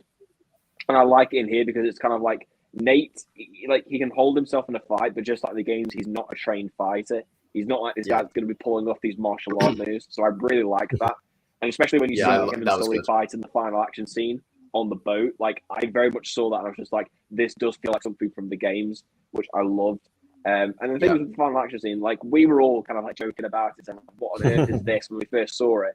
But I think when you see it in the context of the tone of the film that it's going for, and then you get to that end point and you've kind of been on this journey throughout, I think it works quite well. And I can actually see that being a sequence that could actually exist in the games, given the context of the film as a whole. So it worked in that regard. And I'm going to also say as well, like, on top of like Nate getting this holsters and he gets like the shirt and all that, when it plays their version of the Uncharted theme, I'm not going to lie, man. I did. I know the worst bit is they didn't include it on the official soundtrack, and I was so. I know. I was looking for that. I was looking for that the other day. It's not on there. It's weird. No, so I've had to find like the bootleg that someone recorded of it in the cinema. I'm just like, thank God that you've got that. It's like, because to be fair as well, that's one thing I didn't put in the notes. So thanks for bringing that up. The score's really good in this. Like I said, their version of the Uncharted theme is good, and I mean, it's Ramin Djawadi. Like, he's an awesome. Like, this is the guy who did Game of Thrones. He also did Eternals recently. Like, he's a really good composer, and he does a really good version of the theme in this. And I will admit as well, like, when it played in the film, I definitely got chills. That'd be and I teared up a bit because I was just like, oh, there we go, something. Like that, the boat scene, like, I saw it in IMAX. I don't know about you guys. Did you? So I've seen all 3 times I saw it in IMAX. Yeah, nice. And like, the helicopter scene where he like pulls the boat over the other helicopter, like in IMAX, that looked really cool. Like, that was kind of ridiculous. Like, I don't know if you could probably do that, but like, that was a really cool sequence in like IMAX. Like, the film just, and the plane sequence in IMAX as well, like, it just looks really good. I think the film looks really good. It does look good. Yeah. It's almost like one of Deck's screenshots from his PlayStation. Like, it looks very good. Yeah. I am an amazing gaming photographer. But I mean, I get what you mean. Like, especially if you do watch the film in IMAX, particularly that plane sequence where it's just kind of like a lot of the shot is just kind of like the sky and the ocean. Looks stunning, beautiful. Yeah. And that's one thing, because I mean, obviously the plane sequence takes place in a slightly different location. Obviously in the games, it takes place in a desert, which is a beautiful landscape in of itself. But to kind of do it over the ocean, even though it is different, it looks equally as beautiful. So I'm down for that. Yeah. So we sort of touched on it before, but I just wanted to mention it, given the fact that we were talking about the score and how that gave us chills and memories. The Nolan North cameo. Yes. I cried. I cried. I got so excited. I was literally sat next to my girlfriend watching it, and when that came, I literally grabbed her arm. I was like, ah! Because I was just so excited. I mean, because the thing is, I didn't know Nolan was in the film. I saw that picture because I know he went to the set. Yeah. And there's that picture of Tom and Nolan, and they kind of gave him his blessing. I know he was at the premiere and stuff, which was cool. But just seeing him in the film, like, I just completely lost it. I mean, there's a part of it that made me a little bit sad because we heard Nathan Drake's actual voice in the film, and I was like, oh, I wish we had Nolan. I mean, don't get me wrong, Nolan could not play Drake in live action, but you know what I'm saying, like, just that voice. But I think it's lovely that he was included in this. Like, I think it's really lovely that he actually got a cameo, because he is the backbone of this series. Like, he is the main character. 100%. I think the series, honestly, is so successful because of him and because of his character. So I think it was just so nice and such a lovely touch to kind of add him into the film and just give him a little scene. Because I just erupted, and it reminded me like of Daredevil showing up in No Way Home. Like, I was like, when I first watched it, I went like, woo, when he like came up and was like, nice. And like, I had the same reaction for like Daredevil like showing up. Like, then like that sort of cameo was amazing. Like, obviously the 2 Spider-Men coming back, Andrew and Toby, was amazing. But like, it's just my boy Matt Murdock showing up, and then we get Nolan North. Like, it's just so good, man. And I don't know if you guys are on board. Like, this like thing, like, he could basically be the Stan Lee of like this franchise now where he keeps popping up in different locations, and then just like again he just pops up and just says like a line from like the game or something, and just keeps being like, just pops up, and then maybe Tom Holland like or Nate can be like, wait, what? Like, I've seen you before, or something, like, have we met? Type thing, and he can keep having cameos, because if that's the only one we get, like, it was a really cool moment, but he kind of needs to keep popping up. And I'd love I don't think it will. I think they'll have him keep on popping up. I think they will. And I'd love to see like, I'd love to see possibly other people from the game as well who are voice actors. Like, I would love if they got Richard McGonagall. If they get Richard McGonagall to give us a God damn it, that would be perfect. Yeah. Or what was his? I really like his line. Is it in the first one where he's like talking about strippers or something? Like, that's such a good line. Is it sweating like a hooker in church? That's such a good line. Yeah, I think that's Uncharted 2. I think. Yeah, it's really good. Like I think if he came in and delivered a God damn it, that would be perfect. Because I know Richard McGonagall, like I've listened to interviews and stuff, like that actually wasn't written by Naughty Dog. That was something he brought to the character. So it'd be cool to give him that moment. That'd be awesome. You could get like have like Mark Wahlberg's like running or something, and if he knocks into him and like drops his coffee or something, and then that's when he says it type thing. That'd be amazing. That'd be great. Yeah. Nolan's cameo was great, and also just one thing to touch on. Let's just bow down to Nolan North, by the way. Can I also say as well before we go, I was lucky because the audience I went in for the opening day were actually majority of them were gaming fans. So when he actually appeared on screen, there was actually a cheer from the audience as well as from me. So it's just beautiful. Not in my case. Not in my screen. Yeah. I was lucky with mine because I honestly didn't think it was going to happen, because obviously I cheered.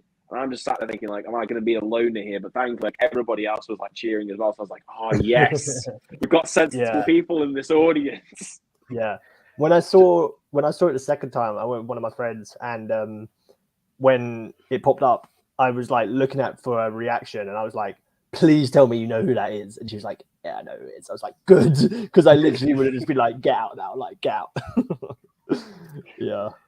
I mean, one thing I would like to just quickly touch on as well, so what you mentioned, Hoss, is I really liked Drake's fighting in this as well. Like you say about the fact that he got hit quite a lot, because that is Drake in the games. Like, he's not, like say, he's not a trained martial artist. And again, what made me think of it was, we were talking about Daredevil. That's one thing I really like about the Daredevil show, is the fact that even though Daredevil, like, he is a trained martial artist as well, like, he gets hit a lot in that show. Like, he gets beat up a ton, and it makes him so much more relatable and so much more like there's actual threat to him. Like, we see him at so many points throughout Daredevil, just fucked. Like, he takes him like a good couple of episodes to actually recover. So I think giving Drake that element where he is hit all the lot and is punched around, thrown around, like especially in that auction scene where he gets into that fight and he goes up to that big guy and just gets punched out instantly. Like, it was really good. And he obviously gets thrown onto the chandelier and falls down and stuff. And his reaction to that was perfect. So yeah, again, just more credit to Tom Holland and the way they kind of characterize Drake. The chandelier like action piece, that was pretty cool. Where it's just like, you can't get to me. Like, that felt very Drake. Like. That was really cool. And then when he kind of like tries to talk his way out of being like caught, I felt like that was kind of Drake of just talking shit. Like, that was really good. But when he's looking at the cross and Mancada comes up to him, he's like, I'm a bit of a collector.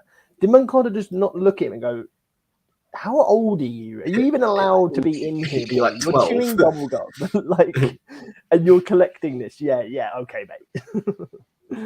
Yeah. I did enjoy, again, like you say, that Tom Holland's response to that, though, like the way he's just like, I dabble. Like, again, it's kind of like he's playing it as he would. I thought that was quite good. Yeah. So let's talk about the post-credit scenes. There are two post-credit scenes for this. So setting up a couple of different things. The first post-credit scene featured a shot of a jail cell, and inside of it we see a man with long hair and a beard. And supposedly this is going to be the return of Sam Drake. Now, I think this is interesting because, again, this is a little bit different to how they were doing it in the games. But again, as you said, Hoss, I think it's actually better that they're making Sam a lot more of a consistent element of the franchise, because it was very much a bit of a surprise and a retcon to kind of bring in Sam so late on in the series. So to kind of have him not only in this film in Drake's past, but also it seems like he's probably going to be in the next film, I think would be cool. I think obviously the big question is who's going to play him. I think they obviously are going to have to get a big name actor because they don't show his face. His face is in the shadows. No, so he's already cast, isn't he? Because when they show the photo, when Sully shows him the photo, and he's like, "Oh, he's got beard." Like they've already got him. Yeah, Like, yeah. But the thing is, I think like, he's if that already was been the case, surely they would have just shown his face in the post-credit scene if that was going to happen. So because of the fact we don't see his face, like I'm with Deck, I definitely think they'll recast him because the thing is, if they make a sequel, they're going to want another big name in the film so they can make even more I of a agree. profit. So yeah, I agree. Sam Drake needs to be like a big actor to sort of be alongside Tom and Mark because obviously they're huge actors like themselves. So you need a big actor. But yeah, I'm pretty sure they've kind of already cast him because then it would be a bit weird. Like if you look at that photo where he's already said he's grown up and then they get someone else, like, watching the first one then will be a bit strange. I just think it is true. I just think that knowing the way Hollywood works, they're probably gonna like, oh wait, we can cast this again. We can get a new actor. Who would you cast then? Stephen Amell. No, that was for my particular fan casting. Yes, Stephen Amell. Yeah. In terms of this, I don't know. I mean, Mark Wahlberg, Sully, anything goes. I don't know. Do you guys have any ideas? Some guy that guy jumped into my head was Jensen Ackles. Well, yeah, I think I said to you that Jensen Ackles would be a good Drake. I think was it you said that to me? Yeah. I that think might be where I got from. Nathan Drake. And then like if they were going to have a brother, I'd just go through the route of just having Jared Padalecki as well, just because they're good brothers in Supernatural. But then that's the thing; it's like it's too easy casting. Yeah, it's good. It's really easy, but like chemistry. It's too easy. Yeah. Like I did really like your casting though of sort of Steven and Robbie Amell. I think Robbie Amell would be a really good Nathan Drake as well. Yeah, I mean the thing is with my fan casting for Uncharted, if you saw it on Twitter, like as I said, I don't particularly like any of those castings. It's just that was the best I could come up with that I was somewhat okay with in my head. Like apart from like Jason Statham as Cutter, which is just obvious. Beyond that, like Helen Mirren as Marlo. I was looking at some fan castings online though, and one that I absolutely love because it just made me laugh out loud. Someone casted Lazarevich as Stone Cold Steve Austin. That is pretty good. I kind of love it. Oh, that's good. God. Yeah, I'm trying to think, like old people that could play him. Yeah, Stone Cold. Oh, I kind of want that now. Knowing Sony, it'd be The Rock, wouldn't it? Oh God. But yeah, I think obviously with Sam coming back, I do enjoy that he's going to have a bit more of a presence. It's just going to be interesting to see kind of what they do with him. I think what would be cool as well, again, kind of a missed opportunity from the games, because if you recall, I know Hoss, you certainly know about this. There was an original story pitch for Uncharted 4, which was then cancelled after Amy Hennig was departed from the project, about Sam actually being the villain. If you look at that original trailer we got for Uncharted 4, when it was just called Uncharted, you know, we had Todd Stashwick as the voice of Sam before Troy Baker was cast, and it was very much a villainous role. And they have confirmed that post that he was going to be the villain. It would be quite interesting if they made him the villain and kind of went down that route. I would quite like to see that story, given the fact that I was honestly more interested in that idea than the story we actually got for 4, despite the fact how much I love Uncharted 4. I would have liked to have seen that because it seemed like a really dark end to the series.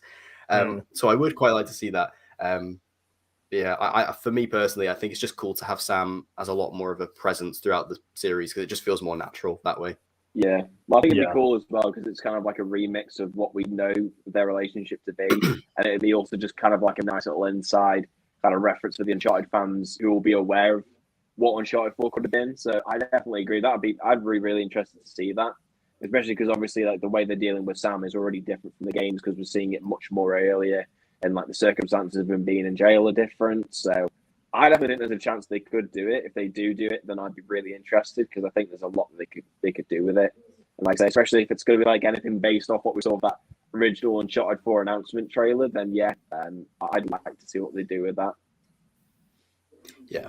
And then the final post-credit scene, which obviously we have seen throughout the background of this entire video, we have You love it, mate. You love it.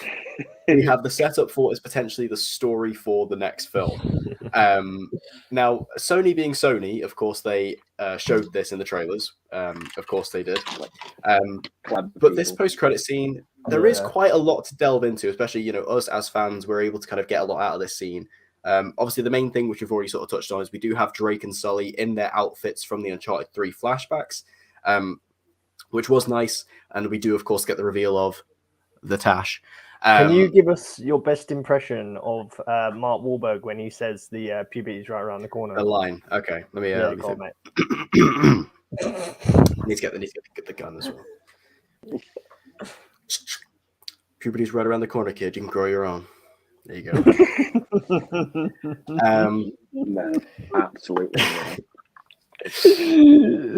Oh, amazing. Puberty's right around the goddamn corner, kid. So this scene, obviously, it does give us the look. I have to throw in a goddamn it. I have to throw it. Like, I'm doing a better job than Mark Wahlberg.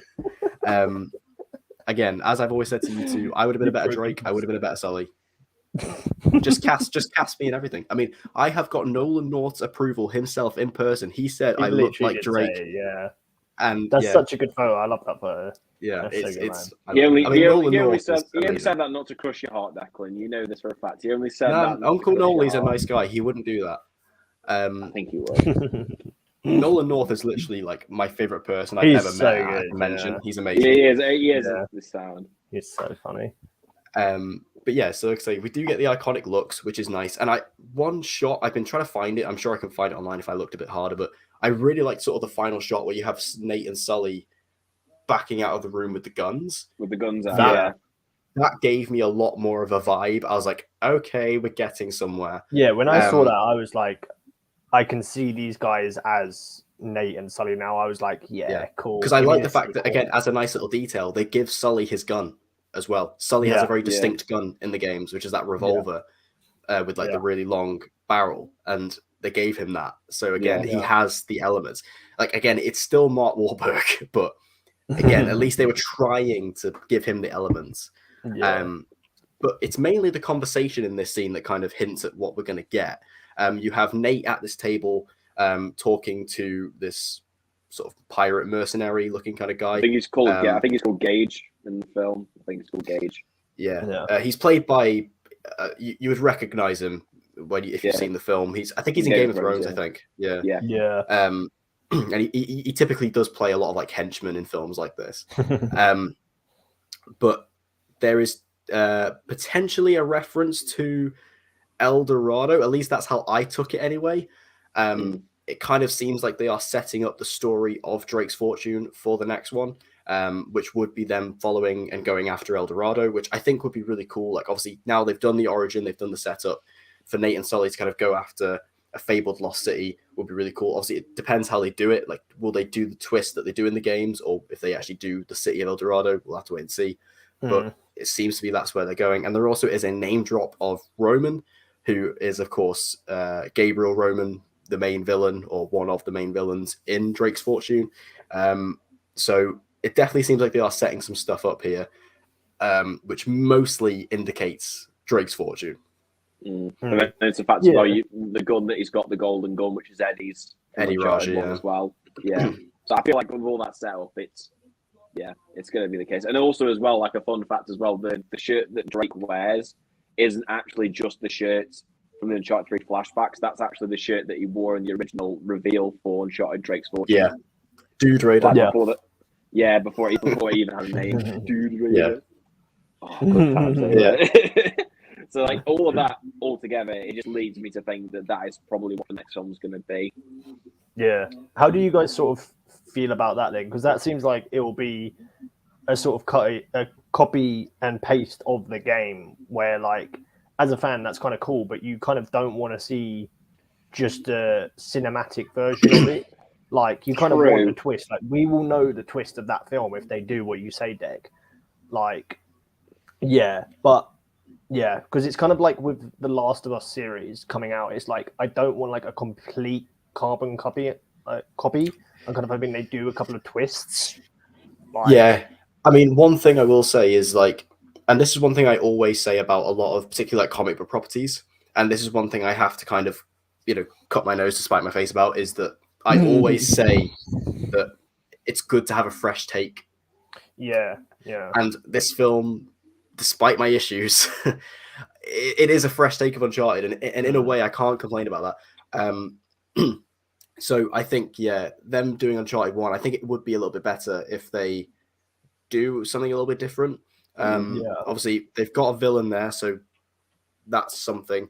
Whether they bring in Eddie Raja, whether they bring in Navarro, we'd have to wait and see. Yeah, but I feel like they could mix it up though, obviously, because we know from the first credit scene they're kind of setting up the whole thing with Sam. So I feel like their remix of it will be them bringing Sam into the equation on Uncharted 1. Maybe that's what they're going to do. Maybe that's their way of kind of introducing just one character, but his involvement's really going to change up the story compared to what it is in that first game. So if that's the way they're going to do it, then I would be fine with that, because that's a drastic enough of a change. That it would be something different. Like, I don't think they would do it beat for beat for Uncharted 1. I think the overall like kind of template of the story would be similar, but I think in terms of like what they would do in between, they would probably do some different stuff. I think Sam would probably be the most drastic, because they're definitely setting him up to come back. So it would be weird if they did Drake's Fortune and just didn't have Sam in at all, unless it's just like in the post-credit scene to further set him up for the next appearance. It's difficult. We're gonna because him out like until like the fourth film. It's difficult because like us as fans, we want this to be done properly. But then if we did have just a copy and paste of the game, we'd probably be a bit disappointed, because it's like, it's just the same thing that we've already played. But then if this film had been a complete flop, we would have been like, the game is there. Why didn't you copy the game? Why didn't you do it properly? Like, the source material is there. It's like with a lot of like sort of stuff that we've watched, that you have the source material for other video games. It's not hard to make a good video game movie, yet so many times they flop. I mean, it's like we had that Resident Evil movie last year, which wasn't terrible. Like, it's by no means the worst one I've ever seen. To be honest, the problem with that was actually I just found the film to be a bit more boring than anything. I know what helped though was that obviously they tried to be faithful to the games, but the thing that killed it was the fact they tried to do 2 games in one film in under 2 hours. There was no way they were going to do that. And like you say, somehow it still had parts where it was boring, and then like the end was so rushed, because it was like, shit, it's the last 20 minutes, we've got to do something.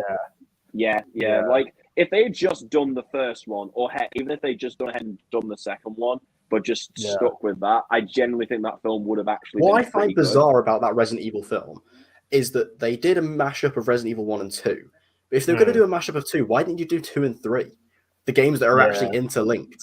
Like, that made no sense to me. Like, I was like, why are you doing 1 and then 2? It just doesn't make any sense.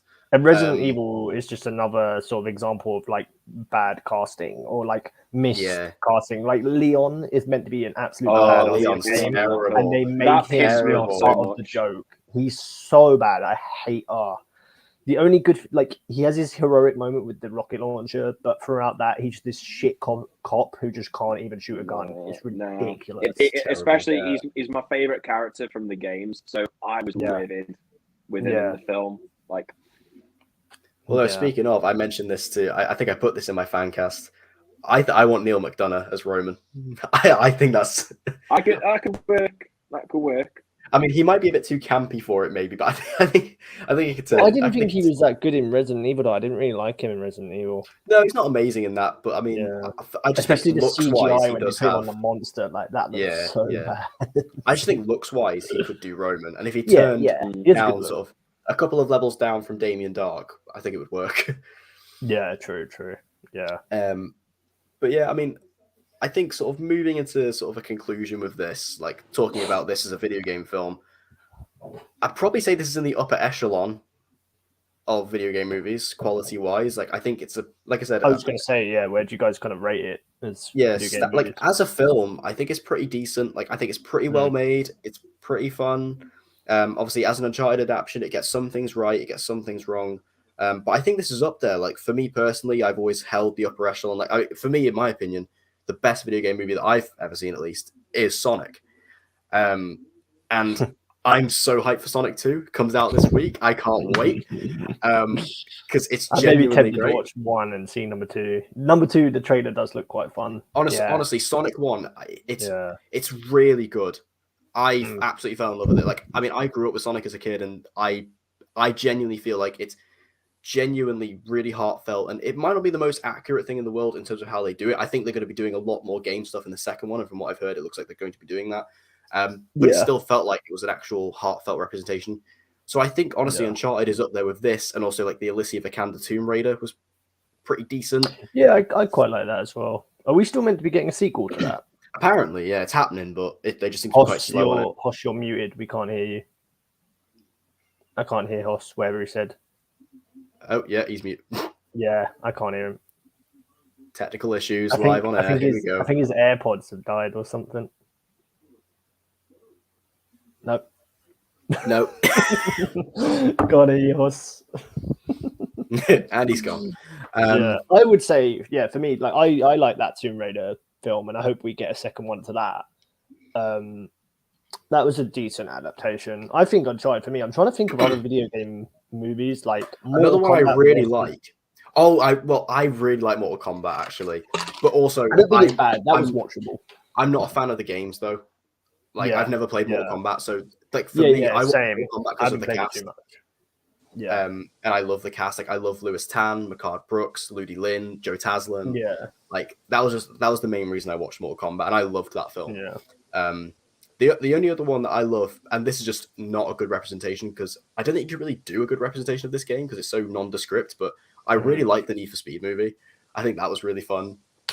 Yeah, that was like, I think that's more of like a guilty pleasure for me and Deck. Though. Oh, it is. Like, it is. The thing is, you can't do about that one. No. The action in that film is actually decent. Like the practical action they do is pretty cool.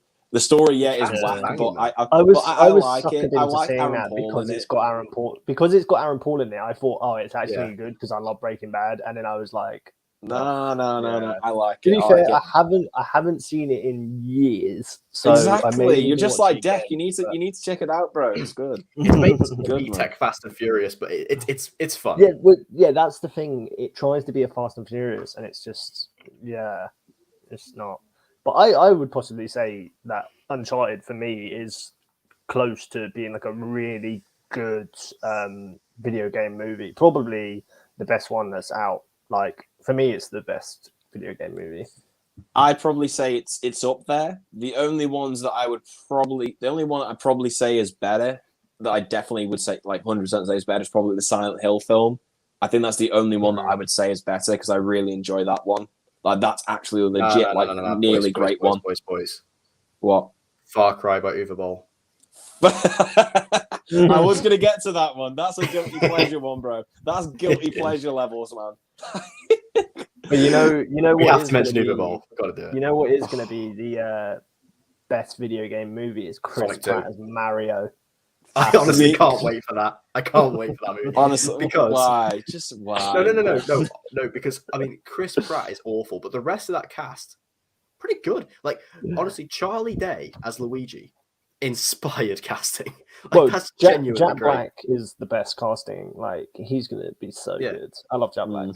Yeah, like Chris Pratt is awful, but the rest of it, pretty good. Yeah. And also, I mean, I just wish they would have done it in live action with Charlie Day, and then you could have just got Danny DeVito as Mario. That would have been amazing. Yeah. And then you just get the other two guys from It's Always Sunny as Wario and Waluigi, and then the girl from as Peach. Sorted. True. Yeah. Oh God. But yeah, I mean, I guess sort of overall, I you guys have turned me around in this, talking about it. We knew you had a weak mentality, boys. Let's go. We've done our job. I enjoyed this film. It was fun. Like I said, I mean, I'm not going to change. I stick by everything I've said about it. I think it has a lot of issues, and as a fan, there's a lot of it that holds me back, and there's a lot of it that I can't quite look past. But as a film, it is fun. It is enjoyable. It's not like, for me, it gave me, when I went in and it like finished it, it gave me the game vibes I wanted. Like at the end, like I could happily watch a sequel, and like I've said before, like Mark Wahlberg and Tom Holland as Nathan Drake and Sully. Like if they're going to be the film versions, that's cool. I'm happy with that. I can deal with it. Like it's not going to be the game. So yeah. Yeah. Hoss? Yeah, I'm kind of similar to Shotgun Down on this one. I came out of the film enjoying it, having a fun time with it. I certainly, like I say, much better outlook on the film than what I went into the cinema thinking it was going to be. If I had to give it a rating, I'd probably be bordering on a 7 just in terms of the enjoyment. I can't call it's not a great film because I think there's as a humongous fan of the games, there are things about it that does limit it from being anywhere near that for me. But as an actual like just film on its own, I think it just as a way of capturing the mood of the games and the tone of the games, I think it does a really good job. And it's 100% a film that I could easily go back and rewatch. And it's like I even took my dad with me to the second time when I saw it. Because the thing is, he's played the Uncharted games. He's not a massive gamer, but he's played all the Uncharted games. He wanted to go see it. And even he came out really enjoying it as well. So, yeah. See, Papa Hoss has taste exactly. as well, man. Papa Hoss has got taste as well. But yeah, I enjoy it. I can't wait for a sequel because it's definitely going to get one. I mean, I checked today. I think it's made 357 million on a budget of 120. So it's guaranteed to get a sequel. It's just probably going to be a case of it'll be a case of when he can fit it because obviously Tom Holland's going on an acting break. I think after he does his next thing for Apple Plus, so it'll probably be a few years. It'll be a few years till then, but I think that might actually help because if Tom Holland ages a bit more, he'll be closer in age to what Drake is in Uncharted 1. Yeah. So I actually think that will probably be a benefit in that case. So yeah, whenever we do get it, I'm excited for it. Yeah, like it had the game vibes. Like I really like the start of the film where he was like hanging off the plane. Like it felt like a video game, like straight from the start. Because I'm pretty sure they do that. Is it like it's basically like the train sequence, isn't it? It's like Uncharted 2 and Uncharted 4. Because Uncharted 4 kind of starts in the middle as well. Yeah, and then like the music and we sort of got a lot of fan service where like he puts the holsters on and stuff like that, and he looks like Drake, and you had all the sort of the puns he made. You had I don't know if any of you guys saw when he opens the chest, the little Naughty Dog sticker. I saw that. Yeah, that was good. It was again, like that's that a was lovely really little touch. thing. That. Yeah, exactly. And then obviously we had the Nolan cameo, which was just so good. Like, yeah, for me, it gave me the game vibes that I needed, and I really enjoyed the film. Yeah, I'd give it 8 Marky Marks out of Marky Mark. Yeah. Brilliant. I mean, I think one thing I'll sort of say as a final point is I think the reason why I came out of it a lot more positive than I was expecting is because all of the problems that I thought I was going to have with the film, I did have. So there was nothing new in it that kind of irked me. The film only had room to impress me and to improve, and it did quite substantially. And like I say, as time's gone on, like when I came out of the film, I honestly didn't know what to think. I was like, because I honestly, I'll be honest, I wanted to hate it. Like, I wanted to come out and say, this is horrible, this ruined my life. But I couldn't say that. Like I couldn't say because there was so much of the film that I enjoyed. Just admit it, Deck. You're trying to do a really bad imitation of me in like the late 2010s where man was just mad at everything. That's what it is, Deck. You're trying your hardest to do an impression of me. Yeah. I appreciate it, bro, but you need some practice. You need some practice. Yeah. But yeah, it's good. It's a good movie, and I do plan to go see it. It's still in cinemas here because it's like I say, it's still making money. It's still doing well, so I do plan on seeing it again. And I'll be buying it on Blu-ray. And one thing I also just put a quick note down as well, just to quickly mention. We missed that one thing as well. I want to add. Yeah, you go first. Well, we'll see if this was the same thing. Right at the beginning of the film, there is a certain logo for a new studio that has been formed, PlayStation Studios, which kind of hints at the fact that we know there's some stuff coming. We know there's a God of War TV series coming. There's a Ghost of Tsushima film in the works. Last of Us show. Which is obviously filming now. So I don't know. I don't know if there's anything you guys want to add about that, but I just thought it was pretty interesting to actually see that. Yeah.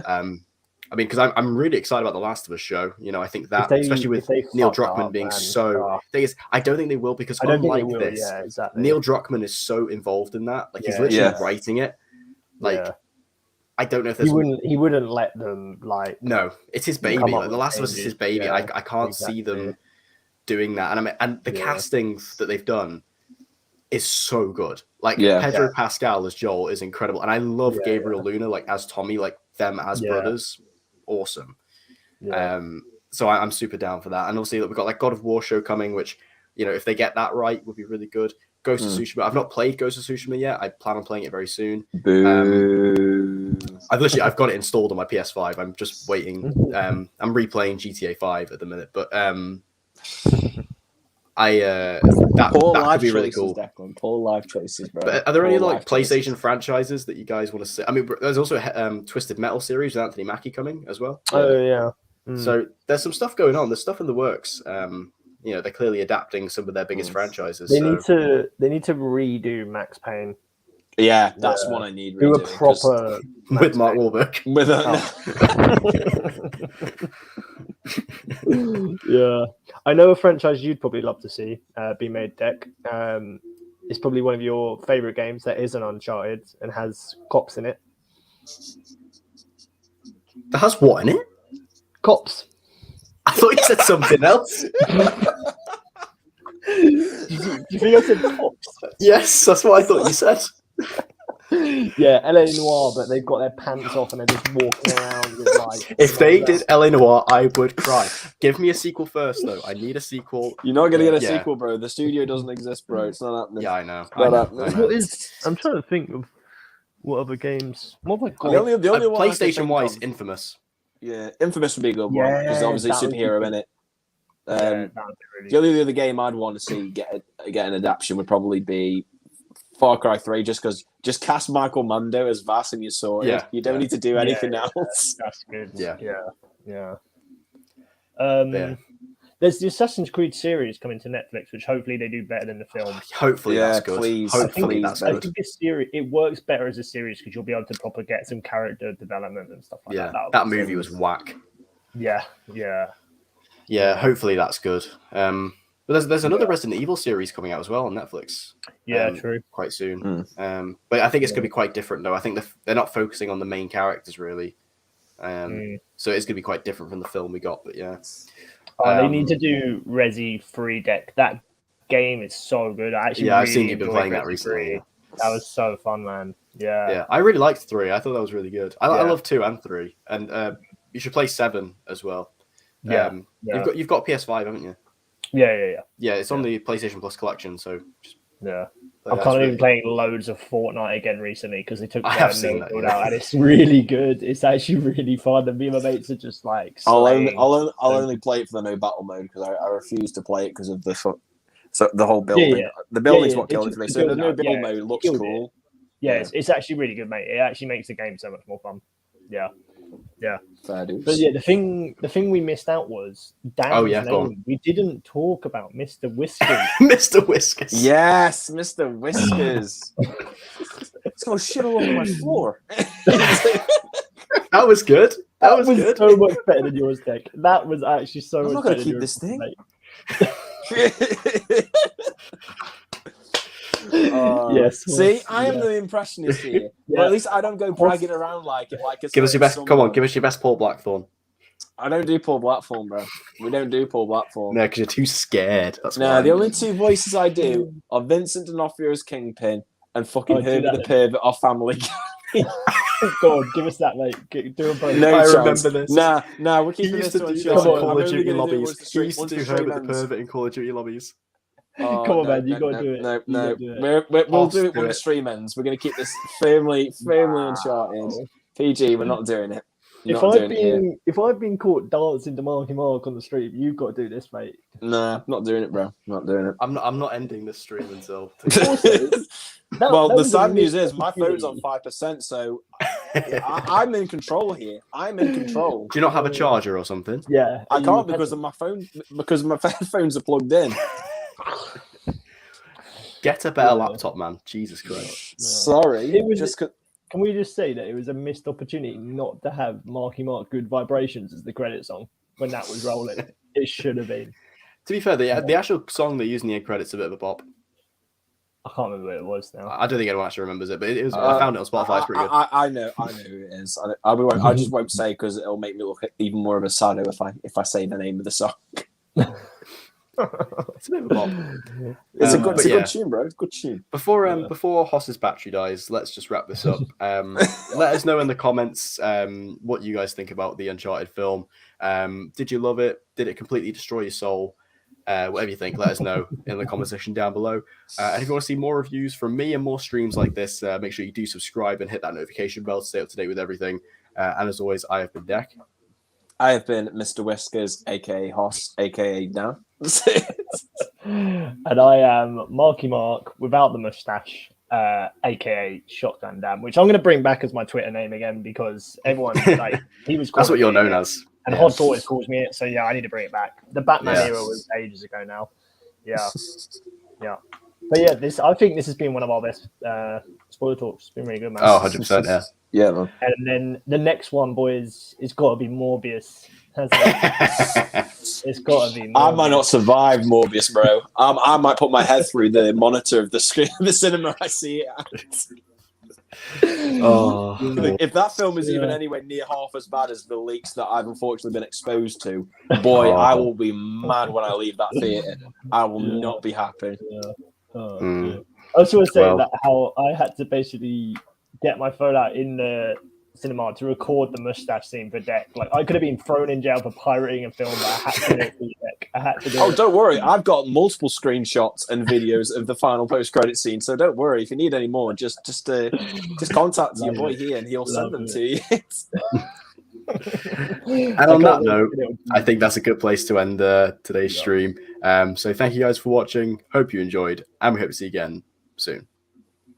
Au revoir.